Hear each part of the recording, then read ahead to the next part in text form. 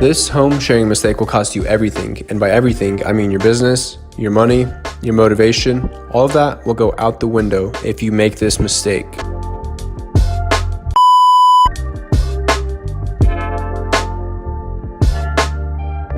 What's going on, guys? My name is Robert.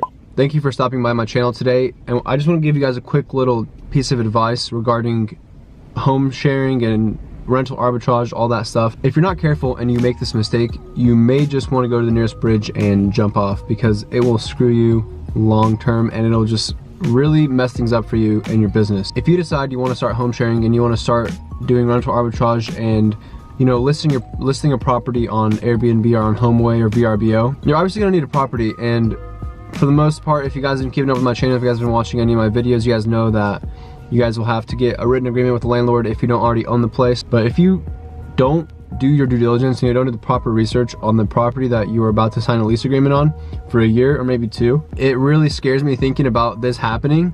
So that's why I want to share with you guys today. If you sign a lease agreement on a property that isn't in a great location, you're going to screw yourself long term. That property will need to pay for itself. And if you aren't in a key location and you're not in a great spot where you get a lot of volume and you get a lot of guests, you're gonna be stuck with a 12-month lease or a 24-month lease that's gonna come out of your pocket for no reason, absolutely no reason. What I see happening as time moves on, more and more people will start hosting their properties or hosting properties in general, and that will create a very, very saturated competitive market for you. Back in the day, I think, like 5 years ago, anybody could list anything on Airbnb and you'd get booked, but things are changing, and so you have to be ready for that. You have to be ready for what's to come, and you definitely don't want a property that doesn't cash flow. And what I mean by that, you don't want a property that won't cover expenses on a monthly basis. So make sure you're doing your research, make sure you're looking into every possible scenario. Make sure the property that you sign your lease agreement on will give you enough money to cover rent and, of course, put money back in your pocket. That's what it all comes down to. Just don't jump the gun on this. Don't be too excited and too jittery to even pause and think, hey, what can go wrong?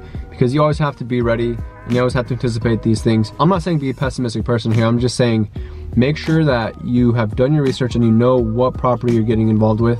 Know that it will book consistently throughout the month and you'll have a pretty high occupancy. Imagine you have all your expenses, your life costs money to live, right?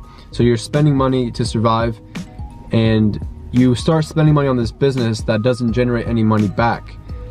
And it's gonna be pretty obvious right from the start. If the property doesn't cash flow right from the start, then you're probably not in a good location and you probably need to improve that, or just get out of that property as fast as you can.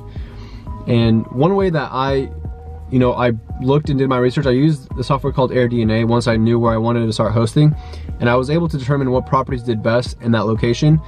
And with this software, I quickly eliminated any property that wouldn't bring me a consistent amount of guests coming through. And that's the first thing I recommend. The second thing is do a very short-term lease. If you can, do the shortest amount as possible. I know some landlords are very, very strict with this and they won't go very short. Make sure your lease is not for over a year, right? So if you're just testing the property, if you don't know if it'll cash flow or not, make sure it's a year or less. And if you can find a landlord that's willing to give you a 1-month lease or a 2-month, or just give you the property just to test it out, that would be great. But before you do sign a lease agreement, just make sure you know how to cut your losses quickly. And that way you won't get burned by the business model. You'll be able to move to a more profitable location, a more profitable property, and things will work out great. So guys, my piece of advice today, and take this from me, just make sure the property that you end up going with, and in the future, multiple properties, make sure they all will bring the amount of revenue you need to stay on top and stay afloat. Ultimately, that will make or break you. So I hope you guys enjoyed this video. Please, please, please be careful when moving in with properties like this. All right, that is it for today, guys. I hope you guys enjoyed this, and I hope you found it helpful, and I really mean it. It will go, it'll make the entire difference of you being able to come out on top on your business, or completely failing and losing money and being miserable and potentially quitting and missing out on this huge opportunity. I am so thankful for all the growth I've seen in the past month. You guys are amazing. I hope you guys get value from my videos and stick around. Thank you so much, and I'll see you guys all next time.